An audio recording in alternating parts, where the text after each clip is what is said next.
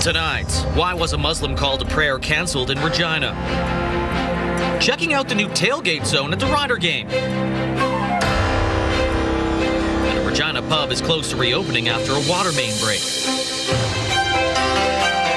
Live from our studios in Regina, this is CTV News.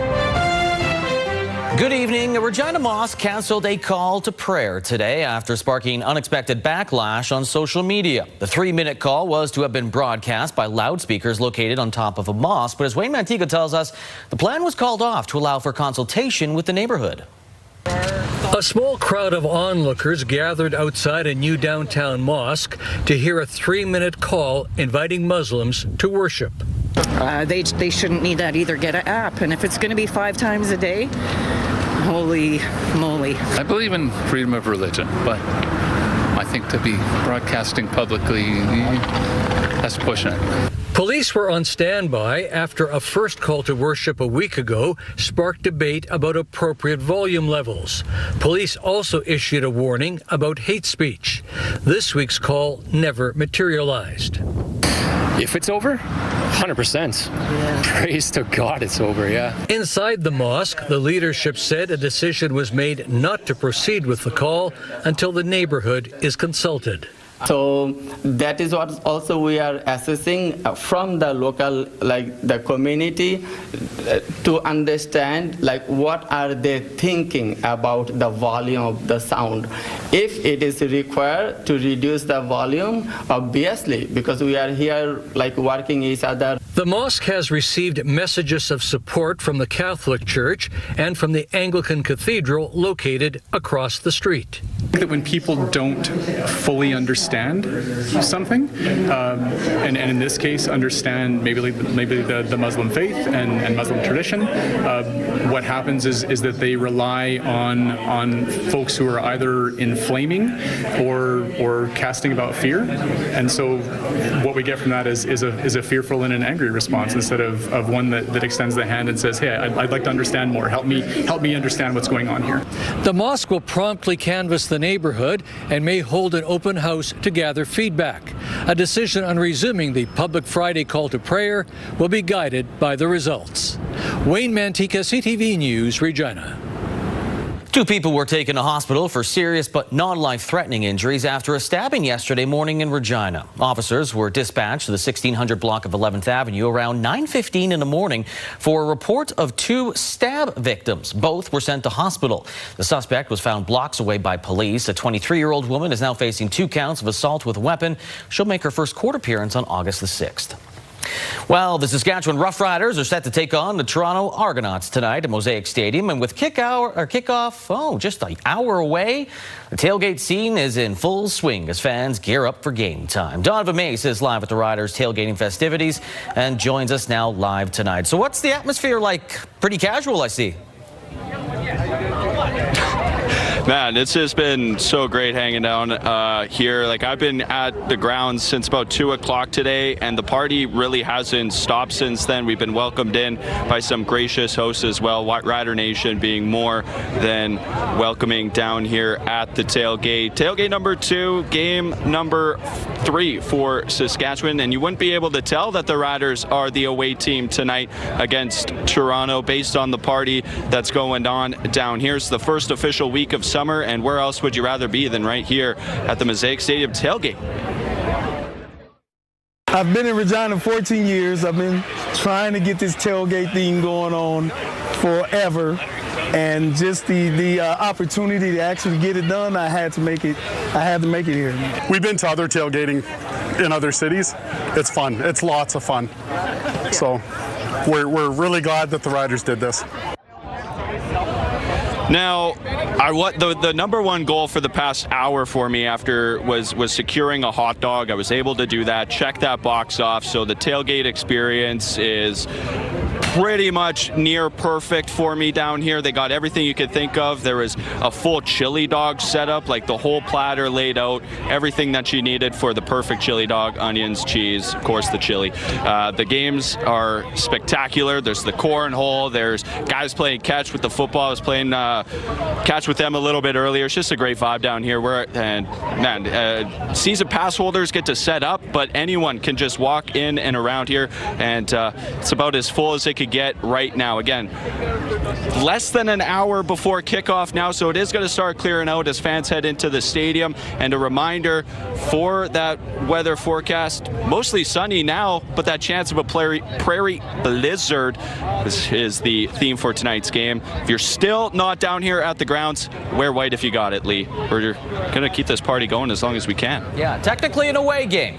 We'll see how the Riders do in their home stadium in the white uniforms. Thank you, Donovan. Donovan Mace reporting live for us tonight. Well, after a major flood due to a water main break outside their building, Bushwakker in Regina has announced its tentative opening date, hoping to reopen next week sometime. It's one step closer to reopening. Obviously, for a football game Friday, we couldn't let Rider Nation down without getting some Wackerville beer. So we do have our off sale open today from noon until 6. Saturday as well. So it's bringing us one step closer. Still a lot of work to do. Today, Bushwakker were able to open the doors to customers with off sale. This is work continues outside to try and get the restaurant fully operational. Bar manager Grant Frew targeting July 2nd as their day to welcome guests once again.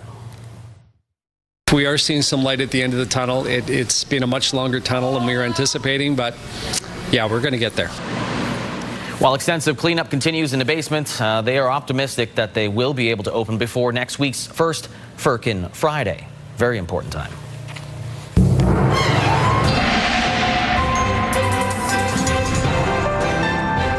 It's not a Firkin Friday, it's a Sierra Friday in the Weather Center. What you got for us for the weekend? Well, let's just say I'm glad the Rider game was today because it's nice and hot, and that is going to change as we head into the weekend. But again, nice that everyone's out there. Not that it would stop the fans, actually, depending what the weather is. But as we head into the weekend, that is expected to change with that rain coming through much of the province throughout both days. But in terms of today, we did see those nice conditions happening with that wind slowly starting to pick up as we headed into the evening. As in terms of your current temperatures, we're seeing those nice hot conditions. Prince Albert seeing that plus 22, Buffalo Narrows as well as North Battleford that plus 24, Lloydminster seeing that plus 23, Kindersley plus 22, Saskatoon plus 25, Wynyard plus 23, Moose Jaw plus 24, and Regina that plus 23, as well as Weyburn. Estevan seeing that plus 22, but I'll have your full forecast later in the show. All right, thank you, Sierra. The wet weather has prevented another record-breaking wildfire season so far in Saskatchewan. However, storm activity is sparking fires, with lightning the culprit behind 6 new blazes. All those new wildfires are in the northern and western part of the province, 1 acre in size or smaller. There are 41 active wildfires in Saskatchewan. 8 are uncontained, 27 still being assessed. The biggest fire is the Lobstick Fire south of Shellbrook. It is close to 19,000 acres in size. Well, 4 friends who were at the right place at the right time when a home went up in flames Wednesday night in Saskatoon. Keenan Sorkon has more on some quick thinking that turned into a rescue. It's a drive home these 4 friends will never forget. Tuesday night at about 1:45 in the morning, they saw flames coming from this home and quickly turned the car around and went into action. Me and Amber ran right out of the car as soon as we could, and we ran straight to the house, straight to the neighbors to knock on the doors, get everyone out. As another friend called 911, an 89-year-old man answered the door, wondering what all the noise was about. Unaware the upper floor of his home was on fire. After walking him out the door to safety, Lucas learned he happened to be awake taking medication. Which was very crazy timing. We couldn't imagine really if he was asleep at that time. But as the man realized what was happening and feared he may lose his home and sentimental possessions, Lucas wanted to help. I felt it was my duty to run in and grab as much as I could because I knew I still had time. She came out seconds later with an armful of family photos, a blanket, and some medication. But that's when she saw the car in the driveway next to the burning home. We went back in a second time, grabbed the keys real fast, just shut the door and then moved the car around. Amber Harper, who stood at the doorway while this happened, says that's just Lucas's nature. She is always the one to just go for it. It wasn't even a hesitation. Fire department is investigating the cause and estimating damages. After a couple of days of reflection, the girls are thankful they were in the right place at the right time to help. It's unreal that we were able to do that. Right timing for sure, just like putting us in that place at the right time. And handling the situation calmly and with poise that took all of them by surprise to ultimately rescue someone from a burning home. I don't think any of us second guessed what we were supposed to do. I think we all just kind of jumped right into action. Keenan Sora Khan, CTV News, Saskatoon. The Crown is seeking a prison sentence for a former Saskatoon massage therapist convicted of sexual assault. The defense is asking that he serves his sentence in the community. Stacey Hine has more on today's sentencing arguments.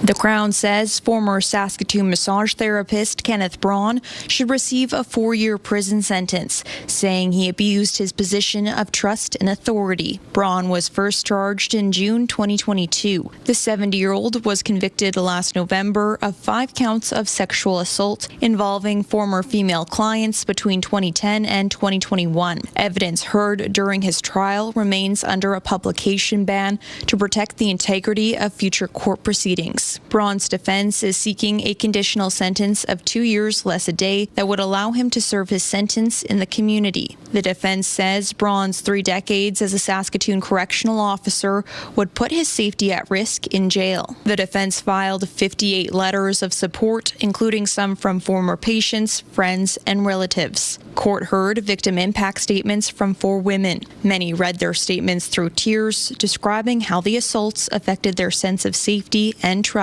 The Massage Therapist Association of Saskatchewan also submitted a community impact statement, saying Braun's actions caused distress within the profession and betrayed the public's trust. At the end of the hearing, Braun stood up in court and said there's a lot he wanted to say, but after 4 years, it's too late. The decision on his sentencing has been reserved until September. Stacey Hine, CTV News, Saskatoon. Well, the city of Moose Jaw has temporarily closed the dog park on the 1500 block of High Street West. Now, while the city is keeping the exact reason under wraps, they did ask owners who had their dogs there recently to monitor their animals for signs of illness and go to a vet if they show those signs. Well, today marks the 50th anniversary of the Western Development Museum in Moose Jaw. The museum had a variety of free events for people to help celebrate, from retro shorts being played by the National Film Board to 1970s inspired selfie spots. A short program helped highlight this milestone as the museum reflects on 5 decades of stories, memories, community connections. One of Saskatchewan's best known authors, Gail Bowen, has died. Many avid readers loved her mystery and crime novel series. Her works were published from 1990 to 2025. She was also an English professor at the First Nations University of Canada, receiving the Saskatchewan Order of Merit in 2018. She passed away battling cancer at the age of 84. Well, a party got underway this afternoon at SaskTel Centre. The gates opened at 2:30, with fans enjoying non-stop music all day and into the night. Laura Woodward has more on the work that went into bringing the Outskirts Music Festival to life.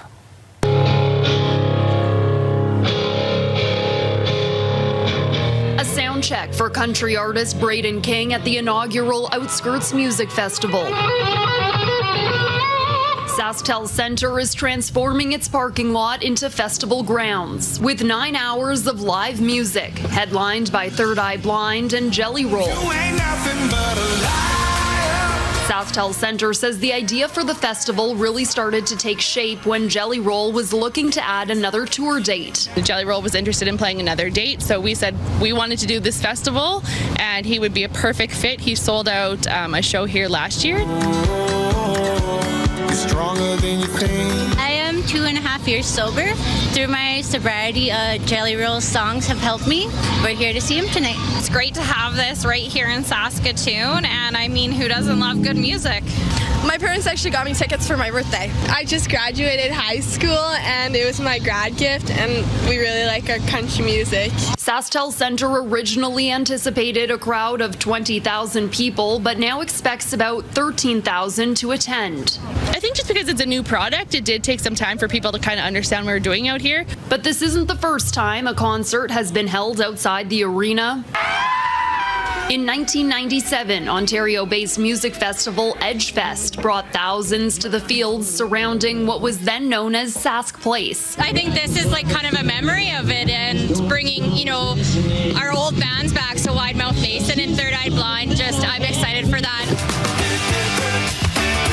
SaskTel Centre says it's taking notes and will look at fan feedback before deciding whether Outskirts becomes an annual event. Laura Woodward, CTV News, Saskatoon. Still ahead, an update on the deadly earthquakes that hit Venezuela. Plus, the Prime Minister is opening up the contract to renovate 24 Sussex Drive.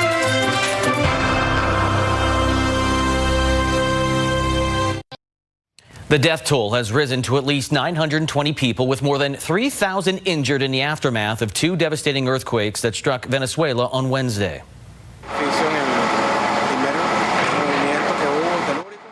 A local resident says he saw a building sway and hit a neighboring building as soon as the first tremor struck. All of them came crashing down in a matter of seconds. He says the people there at the time are presumed dead, but he's not losing hope. Meanwhile, the race to rescue an estimated 50,000 missing people is intensifying 2 days after the earthquakes hit near Caracas. Rescue teams and relief are pouring into Venezuela from more than 20 countries, Canada providing $5 million to support emergency relief efforts. Israel and Lebanon have reached a framework agreement to bring peace and security to both countries. We're happy to announce a framework agreement between the sovereign government of Lebanon and of course the government of Israel, with a mediation and support of the United States of America that begins to put in place a framework for lasting peace and security.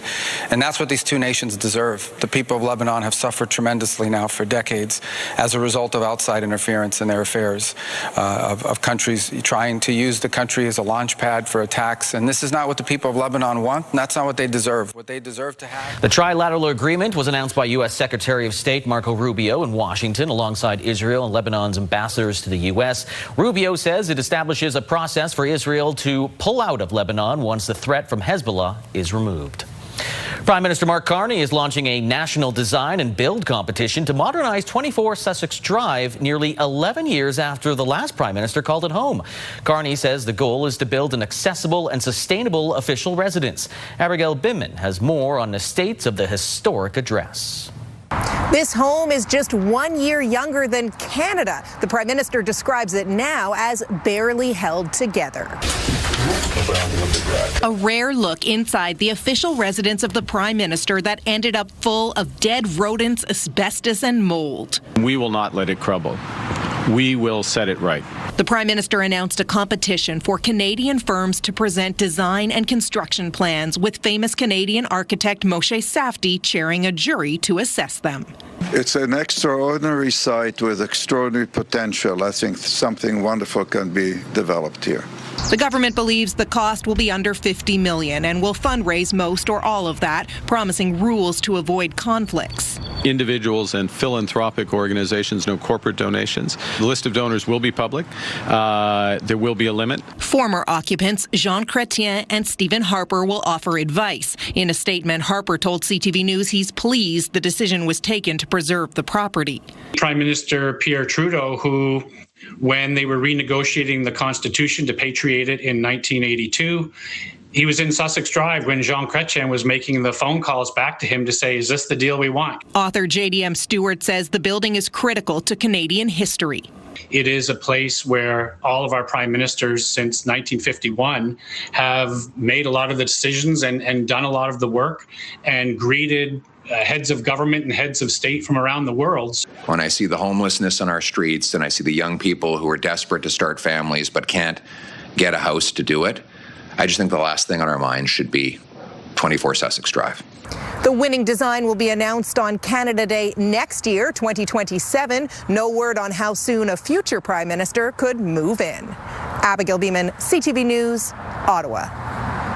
Well, Sunday is PTSD Awareness Day, and while much progress has been made in the treatment for PTSD for Canada's first responders, a recent symposium examined areas where more needs to be done. Pauline Chan has the details. When you're a police officer, you're the one that's called for help. you're not the one that needs help. Teresa is a 22-year police veteran from Manitoba. I looked at the uniform and I wanted to be part of something important. She loves her job, but in her desire to excel in caring for others, her own health deteriorated. You forget your family, you forget your kids. In fact, it's like you almost want to avoid it. A couple of years ago, she left work and sought help, but it wasn't easy. I hate it here, I don't want to be here. So that was the first thing I noticed, right? So, but then as I got here and I met other people that have basically fought the same battle as me, what I like to think of it is we're all on the same boat fighting different pirates. A recent symposium in Kelowna, hosted by Diversified Rehab, looked at the latest in PTSD treatments for first responders. Aside from mental health stigma, aside from not reaching out, we are still operating in silos. And the symposium is a classic example how those silos could be taken apart in literally minutes. One of the feedback pieces that they received was that leaders need training. How do you lead others? How do we take care of our people around us and build those relationships where trust is the foundation? In September, we're going to be launching first workshop for leaders to come, join us, so they can gain the right skills. RCMP Sergeant Rob Ferrer is the new leader of the National Police Federation and says the need is urgent. The suicide rates have not diminished, and that is where really, like, that's the one, to me, the biggest and most glaring red flag that we need to change. Teresa says she came into the treatment program with a lot of anger, but its special focus on the needs of first responders helped. We were able to relate immediately with the sensations, with the emotions, with the loneliness, with the anger. That was like a big one. When you talk about mental health, different individuals will react positively to different type of support, and that's why we have this array of services that are available to them. Teresa's main message is for others to know they're not alone. Pauline Chan, CTV News. And a terrifying moment caught on camera in Poland. As children played nearby, a fountain in a city in southern Poland was struck by lightning. In slow motion, you saw the bright flash strike the structure, which is a well-known landmark in the area. There were no reports of injuries. Coming up, we introduce you to one, if not the longest-serving orchestra members in Canada.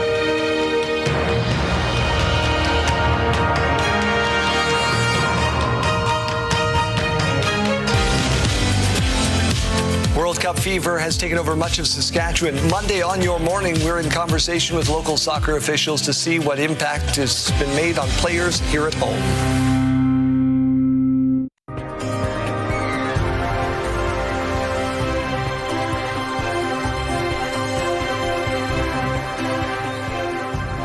Welcome back to the show. Let's take a look at that sky cam right now. That pretty picture of Mosaic. Great night for a game where Sabine is right now co-emceeing.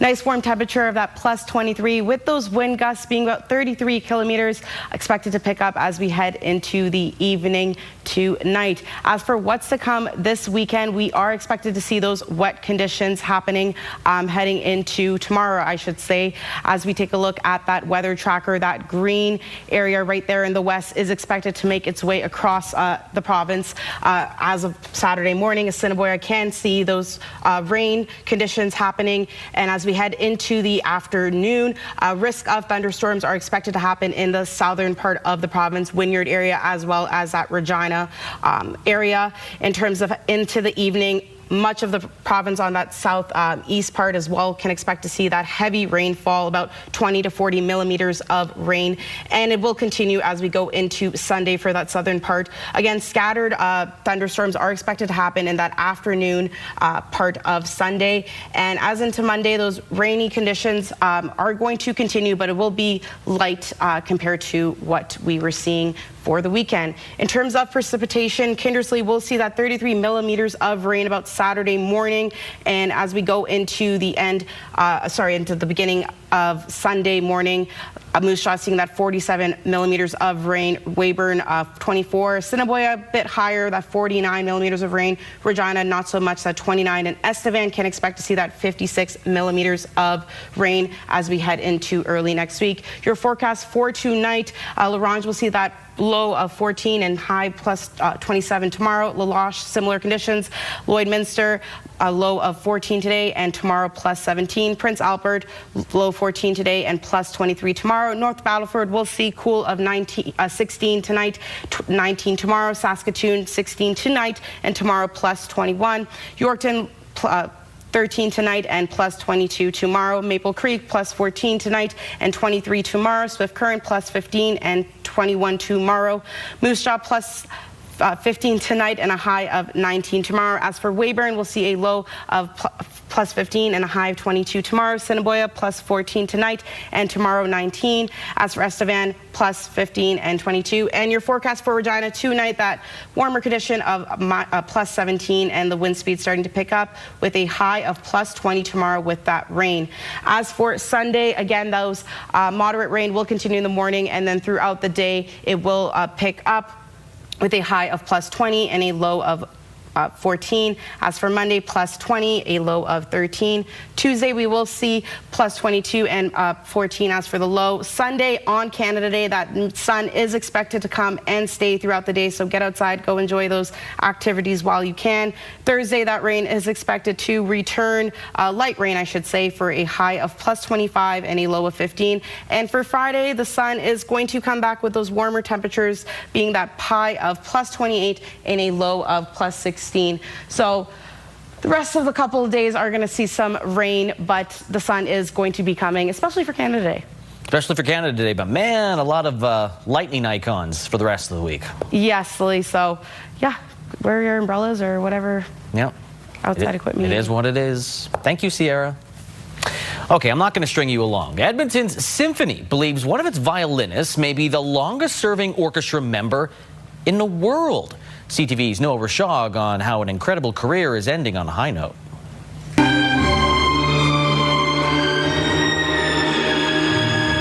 Dozens of instruments all working together like a well-oiled machine to bring a world of magic to life.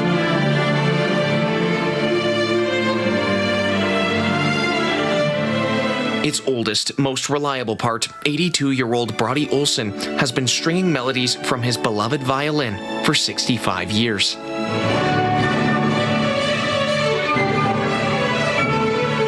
It's a fantastic thing when you think that everything in our life has music in it of some kind. You know, even listening to a mosquito has got a bit of a music. Brodie's career started at just 6 years old, following his father's footsteps, playing with him in the symphony, then inheriting his music school. I've had people in the orchestra in the past that have already retired, that have been my students. The last one, would have been Robert Rishu. We caught up with Rishu, who says that he and dozens of others owe their careers to Brodie's mentorship.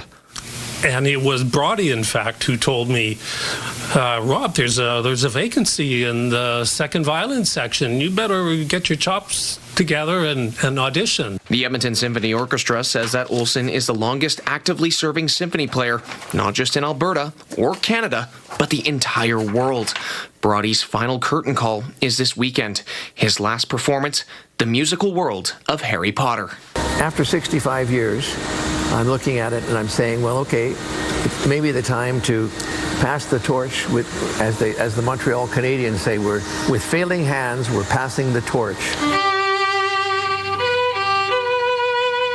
Noah Rashog, CTV News, Edmonton. Kean Schaefer-Baker looks to achieve something no rider receiver has done in more than 15 years. Details after the break.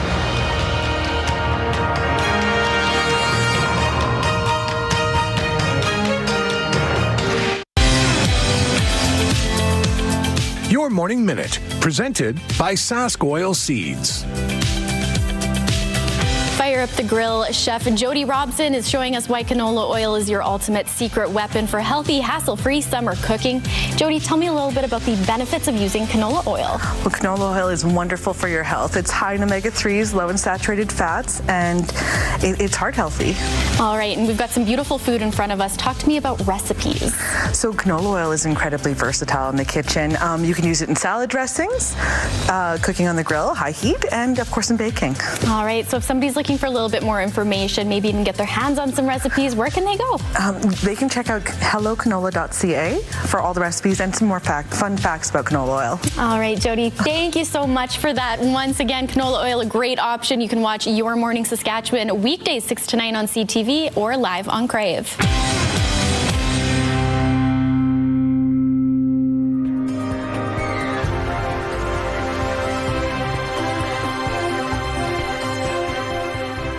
The Saskatchewan Roughriders visiting the Toronto Argonauts at Mosaic Stadium tonight. That's because the white and green Riders are the away team against the double blue as the World Cup kicked out the Argos out of BMO Field.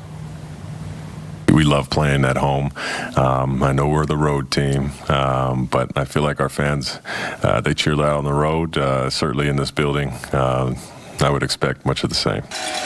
Their work will be cut out for the Riders tonight. They're slowing down Chad Kelly. It's been difficult and definitely been task number one to get a victory. Defensive coordinator Josh Bell saying Kelly has evolved himself from a scrambling quarterback into more of a pocket passer. That, however, doesn't mean he's not afraid to leave the pocket. And while Kelly has been slinging it around the field, throwing for more than 800 yards in 2 games and 7 touchdowns, he's been throwing his fair share of interceptions as well.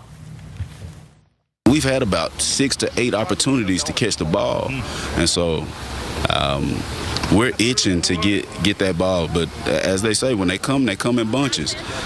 We just hope that Chad is still doing his Oprah donations. Meanwhile, on the offensive side of the ball, Kean Schaefer-Baker looking to do something no Rider receiver has done in nearly a decade. Go 3 straight games with 100 yards or more receiving. Last to do that was Weston Dressler back in 2008. Kickoff, by the way, well, it's about 20 minutes time at Mosaic.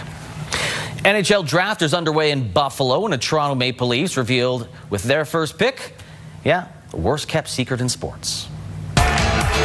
Mr. McKenna, we would like to draft you to the Toronto Maple Leafs. Justin Bieber calling Gavin McKenna to Leafs Nation. McKenna chose one of Bieber's tunes as his walk-up song. San Jose took Ivar Steinberg 2nd overall, and Daxon Rudolph of the Prince Albert Raiders, he went 4th overall to Buffalo. Now, France is the favorite to win the World Cup, and today they showed us why, finishing off group play versus Norway. France will go on. Dembele has pens in a brilliant goal. The most recent Ballon d'Or winner, Ousmane Dembele, with his 2nd of the game to make it 2-0. Then after Norway scored, Dembele does it again with a similar shot, giving him the hat trick. Even if you stop Kylian Mbappe, there's always another pure goal scorer ready to step in. France wins 4-1, finishing 1st. Norway gets 2nd. They will both advance to the knockout round. Senegal beat Iraq 5-0. They finished 3rd with 3 points and have a +2 goal differential. They now have to wait to see if that will be enough to advance. And a reminder, Canada will play South Africa in a knockout round of 32 Sunday afternoon in Los Angeles. Canada lost their only meeting back in 2007, but because they are higher in the FIFA rankings, Canada enters this game as the favorite. Kickoff is 1 o'clock on CTV and TSN. Still ahead, celebrating Jamaican culture in the city of Yorkton.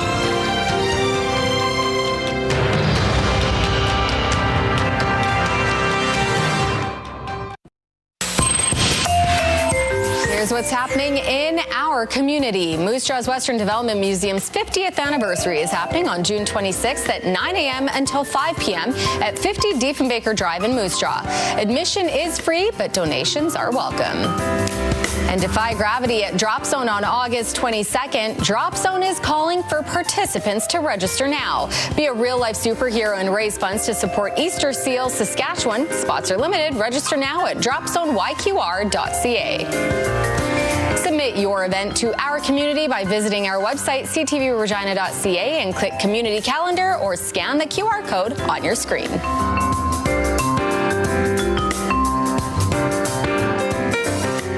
Always nice to know what's happening in the community, especially with the nice weather. In terms of what's to come for your weather tomorrow, let's take a look at your rural forecast. In Meadow Lake, we will see that high of plus 22 with those showers happening throughout the day. Lloydminster, that plus 17. Spiritwood, plus 19. Kindersley, plus 21. Watrous, as well as 21. Milford, plus 23. As for Hudson Bay, a high of plus 25. Wynyard, plus 21. And Outlook, plus 19. In terms of Rosetown, similar 19. Leader and Maple Creek, plus 23. Assiniboia and Rockland, plus 19, I should say. East End Cypress, plus 20. Lumsden as well, and Pilot Butte. Kenora seeing that plus 23. Broadview, plus 21, as well as Carlisle and Coronach.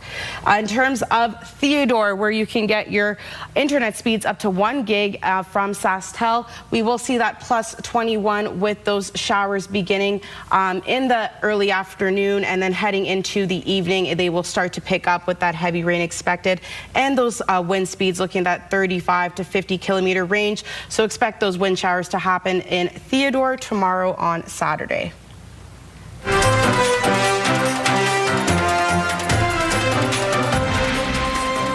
The province is preparing for the annual highway hay salvage and ditch mowing program, offering feed for local producers. Landowners and leaseholders will own property nearest to a highway ditch have first opportunity to cut or bale free hay until July the 8th. After that, anyone can cut or bale, provided the ditch is not already being mowed or harvested. The Ministry of Highways operates the program with help from local contractors. The province expects more than 45,000 hectares of highway ditches to be mowed this year. Starting this morning, residents in Yorkton can pick up tree seedlings for free. The program, offered by Tourism Yorkton for the 20th year, and is in collaboration with SaskPower and Shand Greenhouse. Now this year, you can choose from 3 species: blue spruce, green ash, and birch. They have about 5,000 seedlings to give away, though according to Yorkton Tourism Executive Director, there was a line for the seedlings as early as 7 a.m. this morning. We will be holding about 200 of each species for Canada Day on July 1st. So if you're not able to get them today, if we run out, they'll be at the Western Development Museum. So please come down between 12 and 4. The program will take a bit of a break next year due to renovations at the greenhouse. Yesterday, Downtown Culture Fest returned for its final day this year in Yorkton, and it was a celebration of Jamaican culture. One thing Yorkton certainly learned of the Caribbean island nation: Jamaicans love to dance. From the performers to the vendors, everyone dancing, and it wasn't long before members of the audience, you could catch them bobbing their heads as well. Throughout the evening, the MC taught the crowd small facts about Jamaica, then quizzed them later on for prizes. The crowd also got to enjoy real Jamaican delicacies like jerk chicken. Oh my God, Jamaican culture it's very rich, it's powerful, it's entertaining, it's togetherness, it's everything that you would dream of. Based on the immersive show Jamaica put together, you would never guess that there are only about 15 Jamaicans living right now in Yorkton. The 2026 edition of the Calgary Stampede kicks off in a week. It always attracts well over 1 million people to the city, and this year, don't be surprised to see politicians at every level donning a cowboy hat and flipping pancakes. Prime Minister Mark Carney says he'll attend the Stampede and plans to campaign against Alberta separatism while he's here.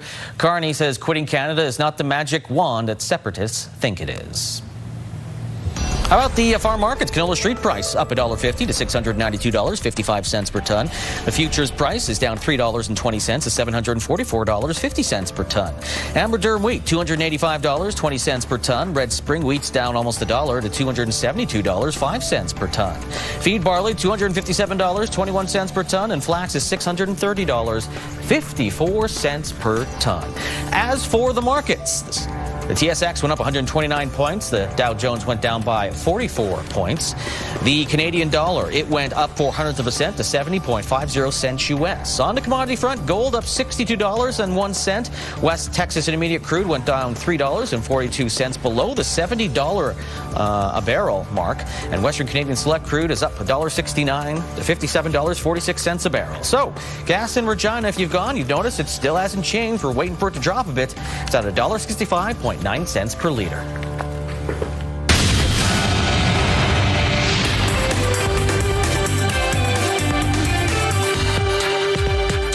U.S. President Donald Trump warning he will immediately slap a 100% tariff on all goods from any country that implements a digital services tax on American technology companies. Writing on Truth Social that these tariffs will supersede any existing trade agreements, the ultimatum primarily targets European nations, which have been discussing these levies.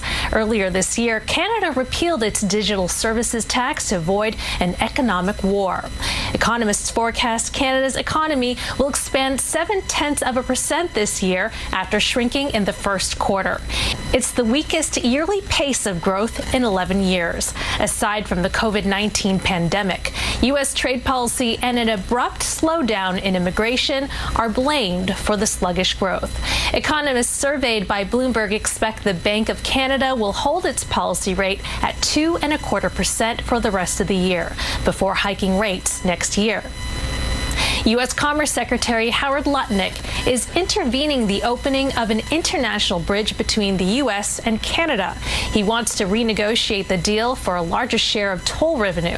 The original deal allowed Canada to collect tolls on the bridge until costs are recouped and then split fees, with Michigan and Canada sharing ownership. Those are your business news headlines. I'm Christine Lee.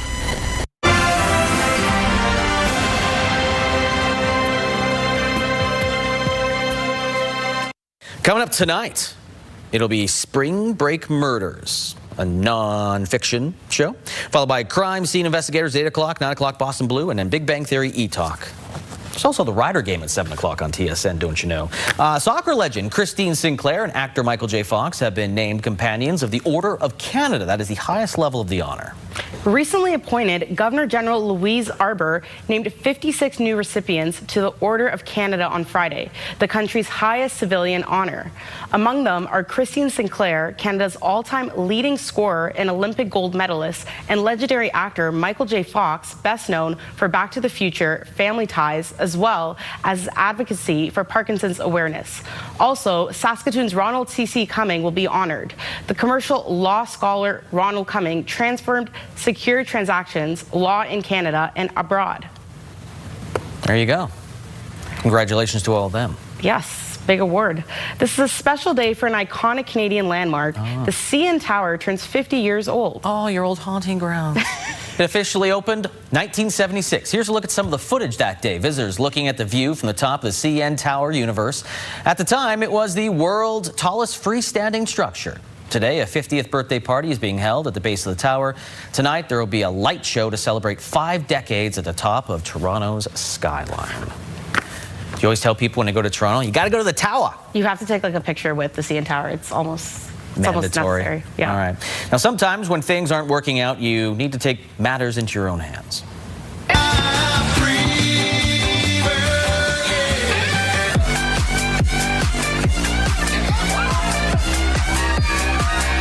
Look at that slam elbow dunk. These kids are trying to break the piñata and get to the treats. When hitting it doesn't work, this little girl pulls out the wrestling moves and goes in with the flying elbow. Yep. Her mom says her daughter learned those moves from her. Oh, she uses those moves a lot, huh? Yeah. That's sometimes when those piñatas don't crack, you got to do whatever you can to open them. And when there's treats inside, you're not stopping any kids. No, I now know some tricks when I go to a next kids party. Ryder Game, of course, about to start. Just a couple minutes time. That'll be on TSN. And Sunday, Canada will be on CTV playing in a knockout round of 32.